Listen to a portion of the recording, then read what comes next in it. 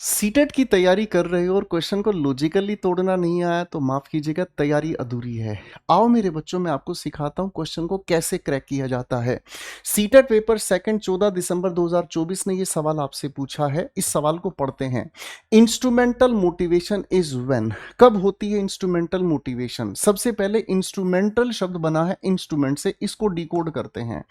Instrument का मतलब होता है कोई भी ऐसी चीज जो आपके काम को करने को आसान बना दे। सर मुझे समय की जानकारी चाहिए, मेरे पास घड़ी है, ये एक इंस्ट्रूमेंट है।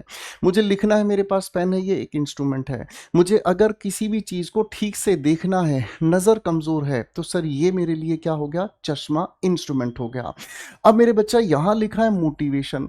मोटिवेशन अपने आप में दो हिस्सों में बंटता है। एक जिसे हम कहते हैं इंट्रिंसिक, आपको अपने अंदर से ही जो प्रेरणा मिलती है काम को करने की, वो इंट्रिंसिक मोटिवेशन है।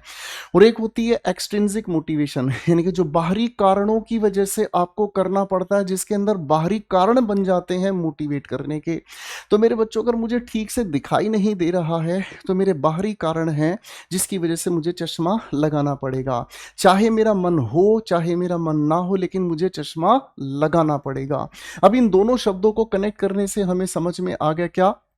हम चश्मे जैसे इंस्ट्रूमेंट को यूज करने की कोशिश करते हैं, यही हमारी मोटिवेशन है। यानी कि ये दोनों मिलकर किस पर फोकस करते हैं भाई? यूज करने पर। अ person learns the language for writing a book. क्या हर किसी इंसान के ऊपर ये बात वैलिड होती है? सर बात अधूरी रह गई, नहीं होती है।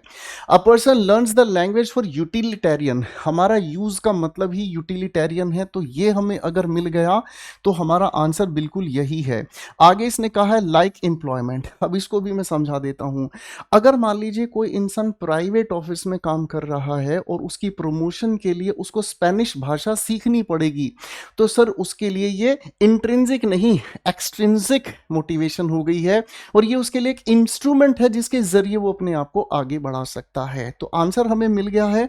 अब बाकी ऑप्शंस हमें क्या सिखाना चाहते हैं, आओ मेरे बच्चा ये भी देखते हैं। A person learns the language for being closer to native. अब यहां बात आ गई कनेक्ट होने की, और जहां पर बात कनेक्ट होने की है मेरे बच्चा, उसी को हम कहते हैं इंटीग्रेटिव। क्या कहते हैं मेरे बच्चा?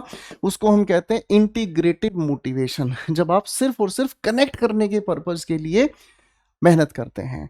अब आता है हमारे सामने एक अगला शब्द, क्या है भाई? अ person learns the language for their communities. अपनी कम्युनिटीज के लिए वो सीखता है रिलीजियस एंड सोशल फंक्शंस। तो ये तो सोशो कैटेगरी का ही हमारे सामने रीजन हो गया। तो मेरे बच्चों, ये दोनों बातें हटकर करेक्ट आंसर हमारे सामने बी फॉर बॉम्बे बनती है।